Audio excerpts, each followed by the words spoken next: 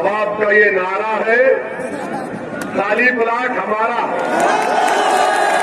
मैं आपसे वादा कर रहा हूं कि एक बार 5 साल के लिए आप मजलिस के हक में वोट दीजिए। मैं खुद जिम्मेदारी लूंगा, संभल को आऊंगा, कम से कम 2 महीने में एक मरतबा आकर बैठूंगा दीपा सराय में आपके पास। मैं आऊंगा और आपके दरमियान में बैठूंगा और फिर हिंदूपुरा खेरा की आवाम को भी मेरा सलाम पहुंचाना। वहां पर भी हम जैसे दीवाने को बहुत चाहने वाले हैं। आप बताइए, मैं आपसे एक सवाल कर रहा हूं, संभल का नेता कौन है बताओ? क्या नवाब है या ओवैसी है बताओ आप। मैं आपसे कह रहा हूं कि मैं नेता बनने नहीं आया हूं, मैं आपको नेता बनाना चाहता हूं। और दीपा सराय की जनता, जब तुम डरोगे तो क्या नारा लगाओगे? तुम क्या नारा लगाओगे? जब तुम डरोगे तो क्या नारा लगाओगे? अब नवाब से पूछो, नवाब से पूछेंगे, बोलेंगे मैं जब डरता हूं ना, भैया भैया भैया बात नहीं आ रही है। जब हिजाब निकाब का मामला आया तो कान में आवाज कमाना शुरू हुई, तो हमारे कान को अच्छा सुन रहे। जब अखिलेश से पूछा गया कि मुस्लिम वोट, तो बोला सुनाई नहीं दे रहा। और नवाब साहब, जब उसको मुसलमान नहीं सुनाई दे रहा, हिजाब निकाब सुनाई नहीं दे रहा, नवाब तुम्हारा तो कोई इज्जत का मुकाम ही नहीं है वहां।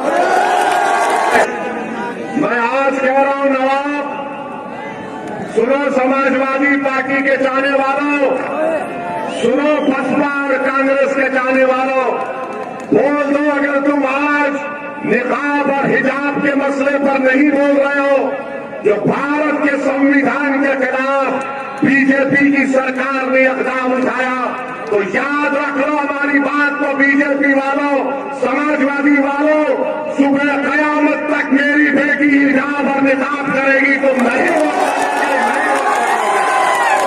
तुम्हारे आंखों पर हिजाब पड़ चुका है अखिलेश, अखिलेश की आंखों पर हिजाब पड़ चुका है, क्योंकि अखिलेश ये समझता है कि संभल और उत्तर प्रदेश के अल्पसंख्यक समाज, गरीब, कमजोर, अति पिछड़ा सब उसके कैदी हैं, मजबूरी में उसका साथ देंगे, मोदी योगी से डरकर उसको वोट देंगे।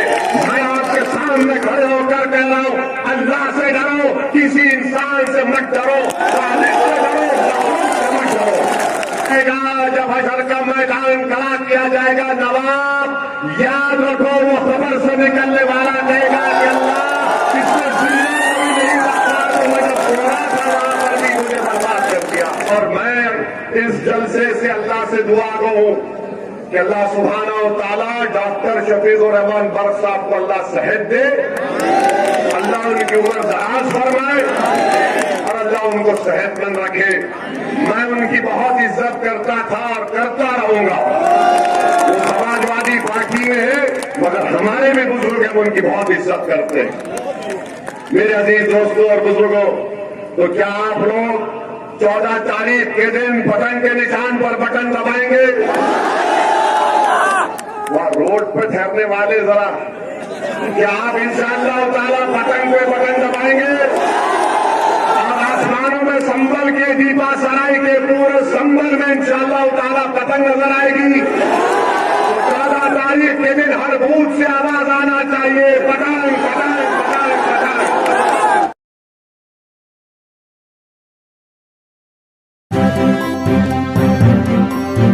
मीडिया वॉइस, आपकी आवाज। अस्सलाम वालेकुम वरहमतुल्लाहि वबरकातुहू। मेरे बड़े भाई मोहतरम जनाब मुशीर तरीन साहब, रियासती सदर मजलिस इत्तेहादुल मुस्लिमीन मोहतरम जनाब शौकत अली साहब, मजलिस इत्तेहादुल मुस्लिमीन संभल के उम्मीदवार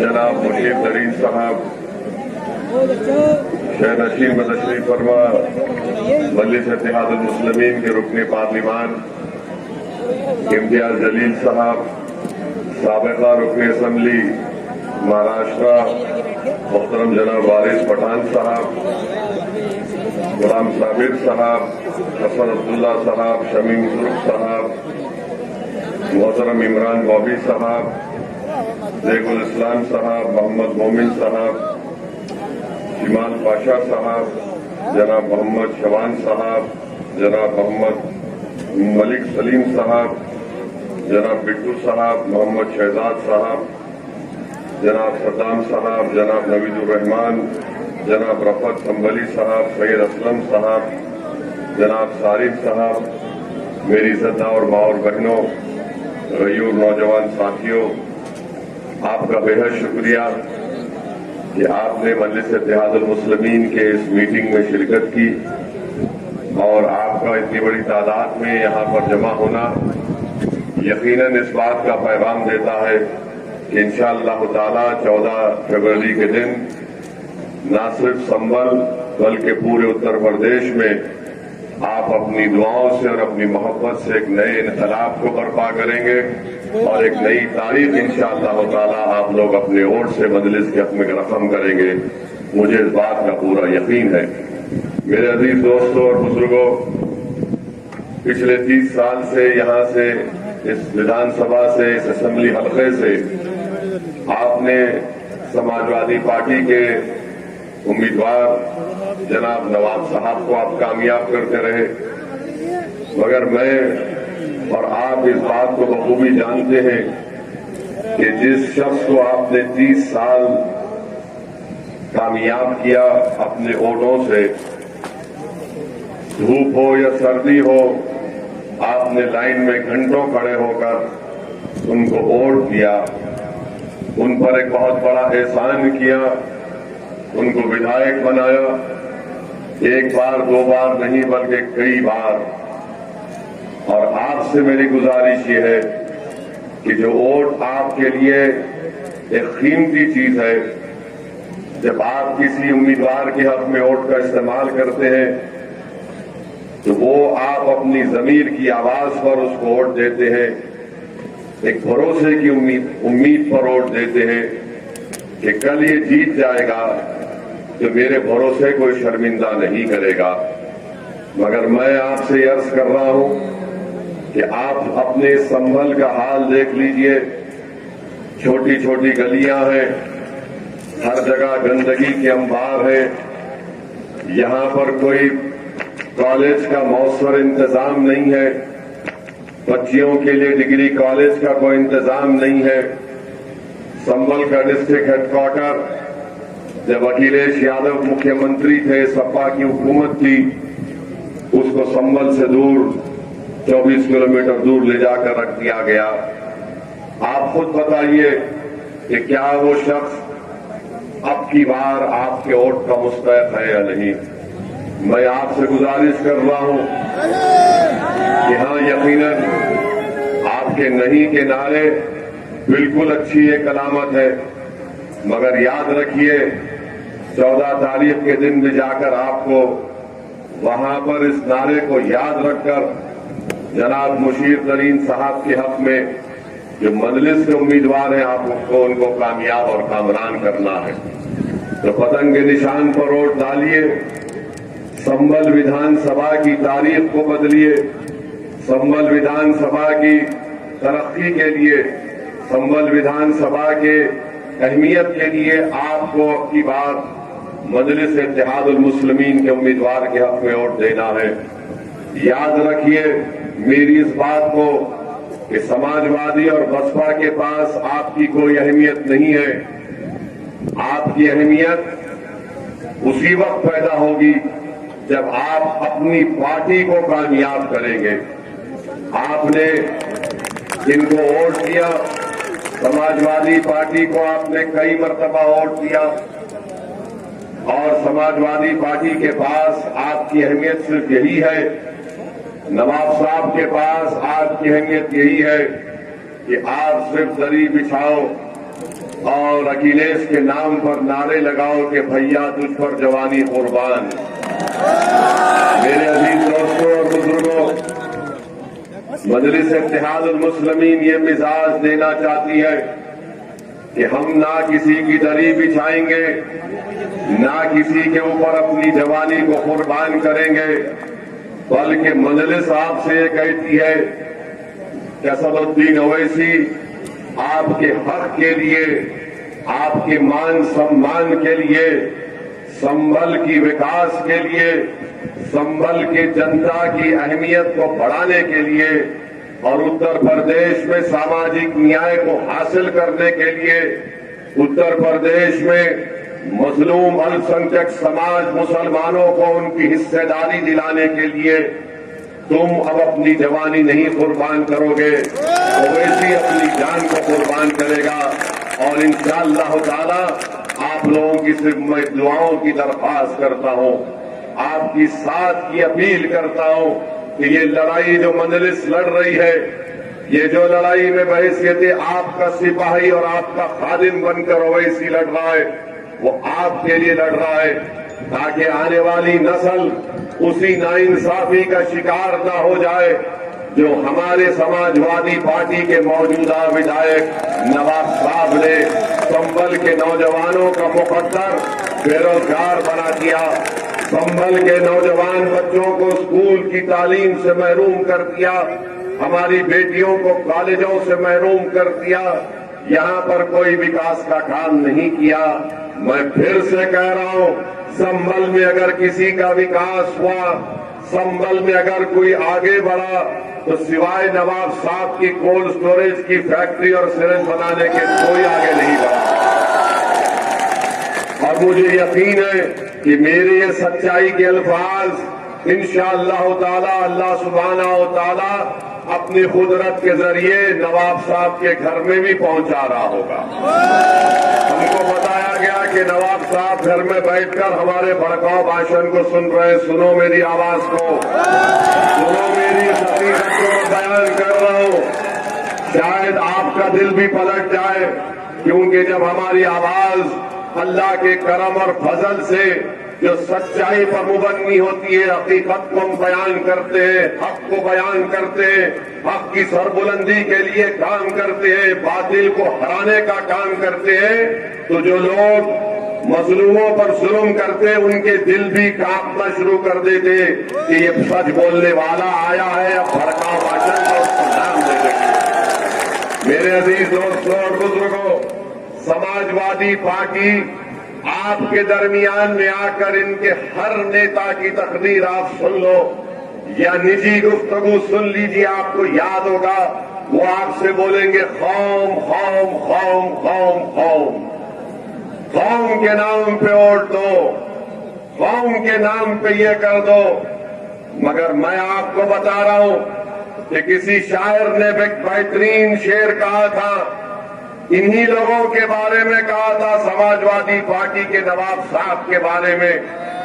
नौजवानों याद रखो, बुजुर्गानी मिल्लत मेरी इस बात को याद रखिए, मेरी इज्जतदार मां और बहनों, मैं तुम्हारा बेटा तुम्हारा भाई बनकर तुमसे कह रहा हूं, किसी शायर ने बड़ा खूब कहा था, जब वक्त नमाज, यानी ये वक्त जो है सजदे में गिरने का नहीं है, ये वक्त क़याम में ठहरने का है।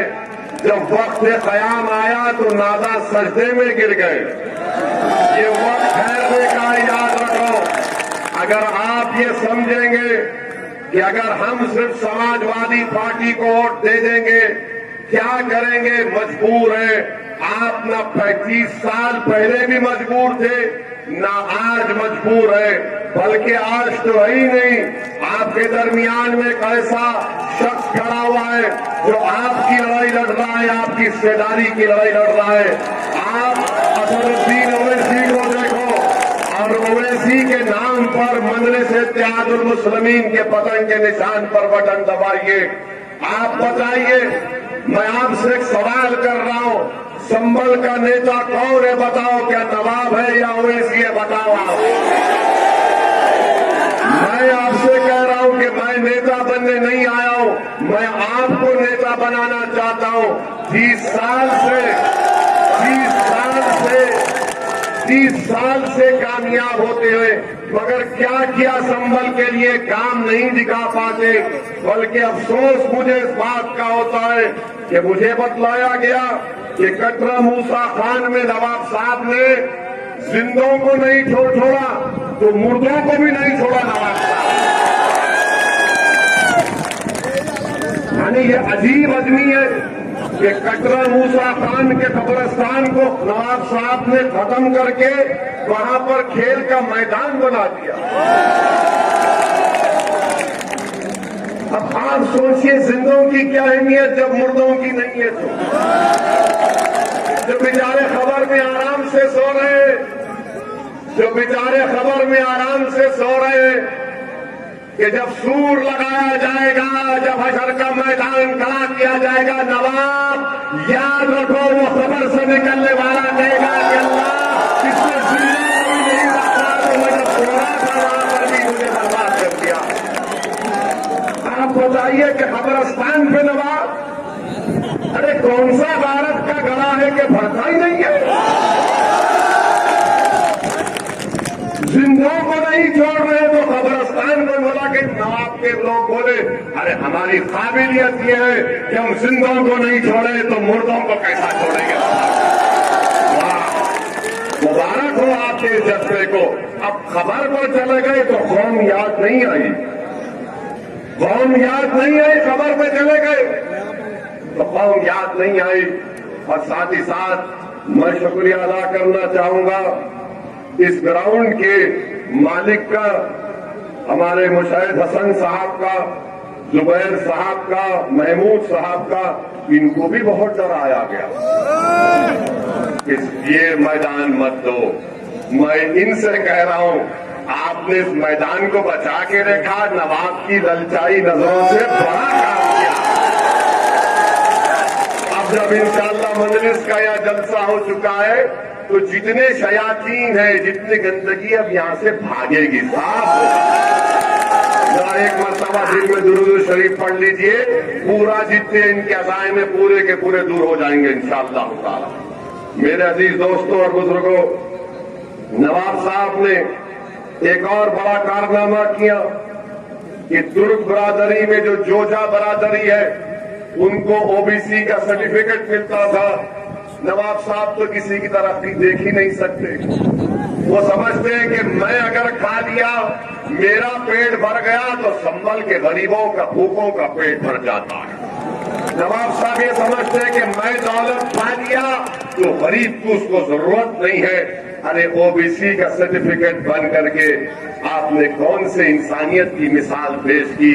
अगर एक गरीब जोजा को सर्टिफिकेट मिलता तो उसकी बेटी, उसका बेटा तालीम में आगे बढ़ता, कलेक्टर बन सकता था, डीएम बन सकता था, डॉक्टर बन सकता था, कमिश्नर, एसपी बन सकता था। मगर इनको हसद है कि कोई तरक्की नहीं करे सिवाय मेरे। मजलिस यही लड़ाई लड़ रही है। मजलिस जब हिस्सेदारी की बात कर रही है तो चंद लोगों की ताकत ना बढ़े बल्कि पूरी आवाम की ताकत बढ़े। मजलिस यही चाहती है कि जब हिस्सेदारी की बात होगी तो राजनीति में भी हिस्सा मिलना चाहिए, सियासत में भी, और शिक्षा में भी मिलना चाहिए, अस्पतालों में भी मिलना चाहिए। और मजलिस ये भी बात करती है कि हर जगह पर आपको हिस्सा मिलना चाहिए।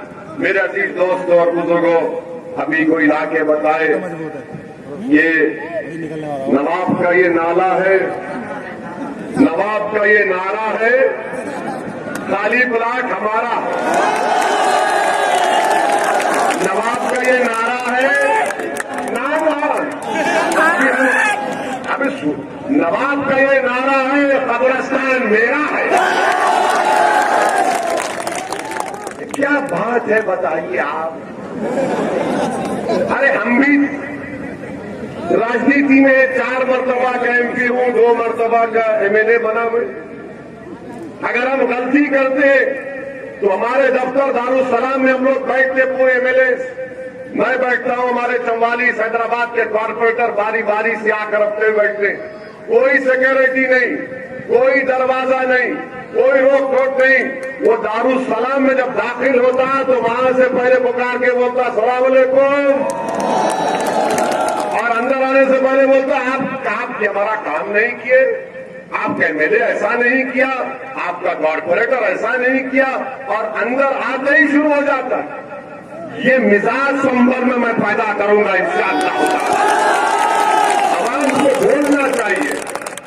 अगर कल इंशाअल्लाह ताला अल्लाह सुब्हानहू ताला के फजल और करम से आपकी दुआ और वोटों से मुशीर साहब यहाँ के नए विधायक बनेंगे तो विधायक नहीं रहेंगे, खादिम के तौर पर आपका काम करेंगे इंशाअल्लाह ताला।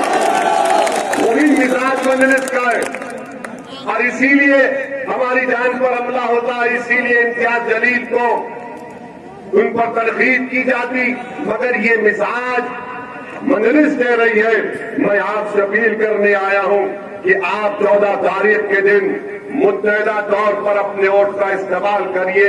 मैं आपसे वादा कर रहा हूं कि एक बार 5 साल के लिए आप मजलिस के हक में वोट दीजिए। मैं खुद जिम्मेदारी लूंगा, संभल को आऊंगा, कम से कम 2 महीने में एक मरतबा आकर बैठूंगा दीपा सराय में आपके पास। मैं आऊंगा और आपके दरमियान में बैठूंगा और फिर हिंदूपुरा खेरा की आवाम को भी मेरा सलाम पहुंचाना। वहां पर भी हम जैसे दीवाने को बहुत चाहने वाले हैं। मैं आऊंगा, आप एक 5 साल का मौका मजलिस को दीजिए संभल में।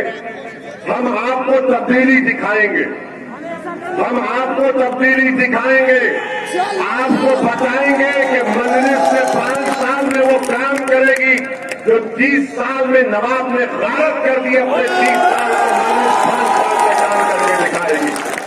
अब लोग बोलेंगे कि क्या दोबारा मुख्यमंत्री होगा, क्या तुम सत्ता में आओगे? अरे हर चीज क्या सत्ता में आने से होती है क्या? ये भी तो एमएलए विधायक थे। सुनिए, क्या ये जब विधायक थे तो मुलायम सिंह मुख्यमंत्री नहीं थे? क्या ये मंत्री नहीं थे? क्या ये विधायक थे जब अखिलेश मुख्यमंत्री नहीं थे? तो फिर क्या किए, क्या किए सोचो आप। तो मजलिस सियासत या राजनीति की जब करती है तो तिजारत या दौलत कमाने के लिए नहीं करती, खिदमत करने के लिए, मजलूमों का हक दिलाने के लिए करती है। ये फैसला आपको करना है। मेरी आवाज, मेरी तकरीर के जुमले आपके अगर दिल तक पहुंच जाए तो मैं अल्लाह से दुआ करूंगा कि परवरदिगार तो दिलों को फेरने वाला है, तो ताकत अल्लाह के पास है, ओवैसी के पास कुछ भी नहीं है। मैं तो बेबस हूं, कमजोर हूं, मैं तो सिर्फ उसी के सहारे जिंदा हूं, उसी के सहारे तवक्कल करके अपनी लड़ाई को आगे बढ़ाता हूं।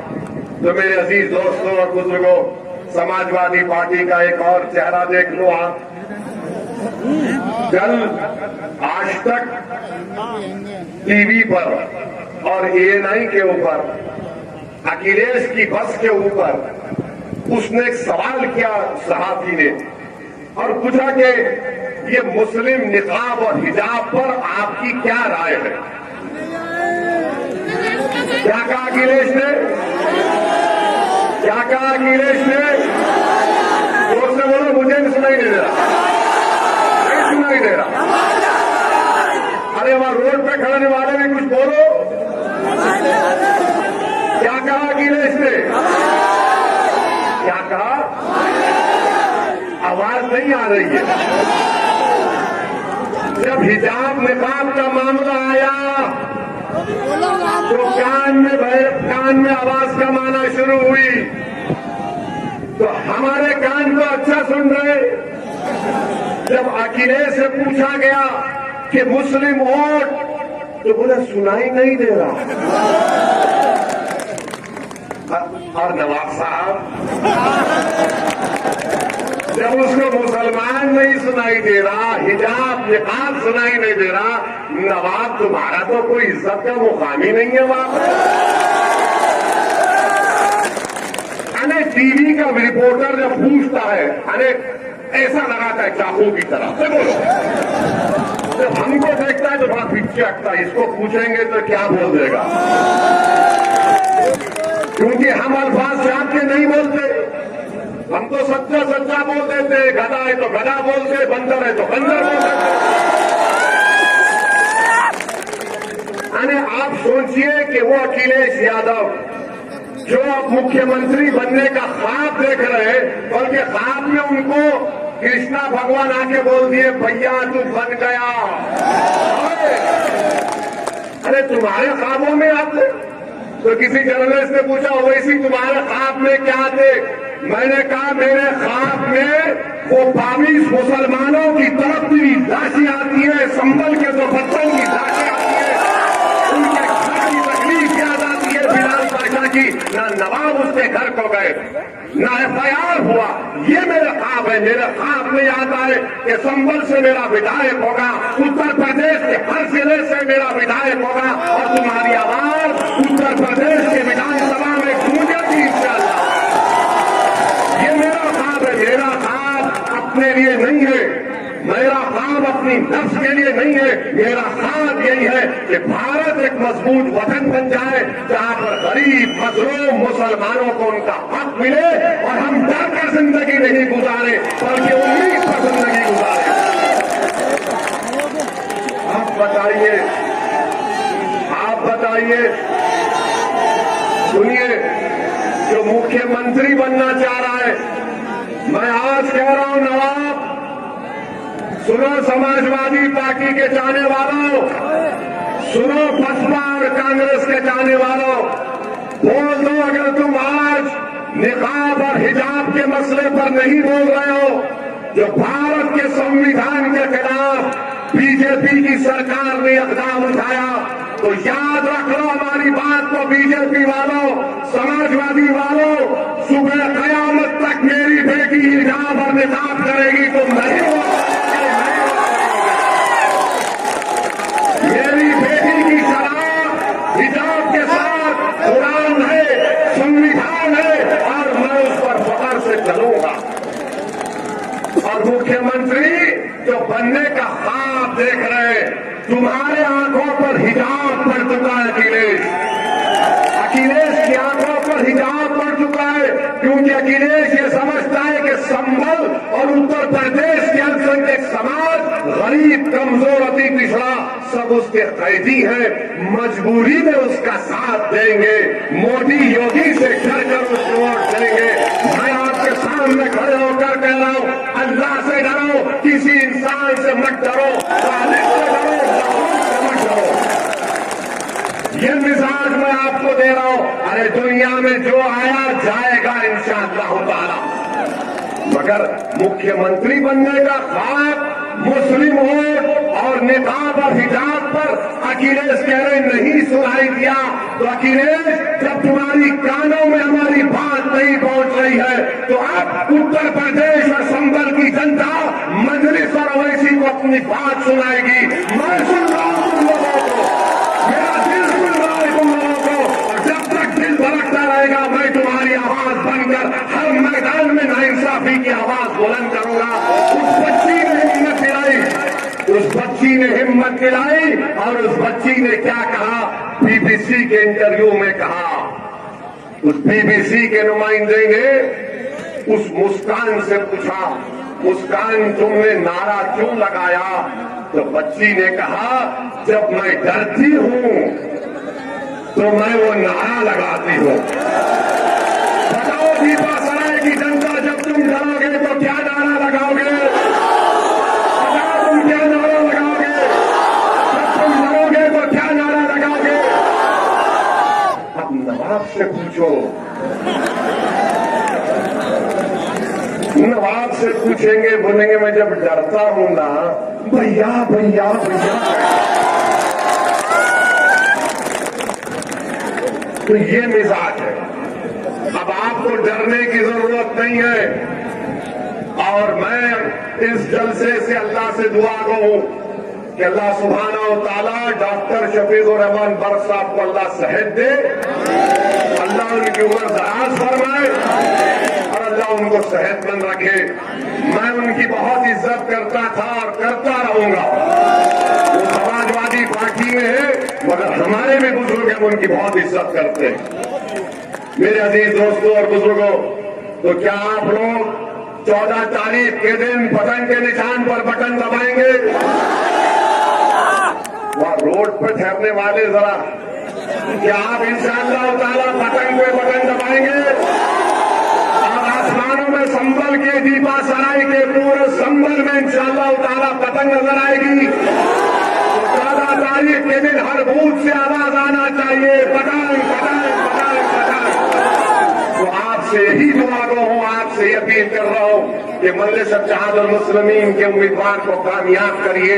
मेरी मां और बहनों से, बुजुर्गों से दुआ कर रहा हूं, अहले दिल से अपील कर रहा हूं, इस गुनाहगार के लिए भी अल्लाह की बारगाह में दुआ करते रहिए। अल्लाह ने मुझे नई जिंदगी दी, मैं पूरे अज़म और हौसले के साथ आपसे कहता हूं कि जितनी जिंदगी बाकी है मैं आपका मखरूज रहूंगा। एक संभल का बहादुर बेटा भी मेरे साथ गाड़ी में बैठा था, जिसका नाम सारिम है, अल्लाह उसको भी अच्छा रखे। अस्सलाम वालेकुम व रहमतुल्लाहि व बरकातहू।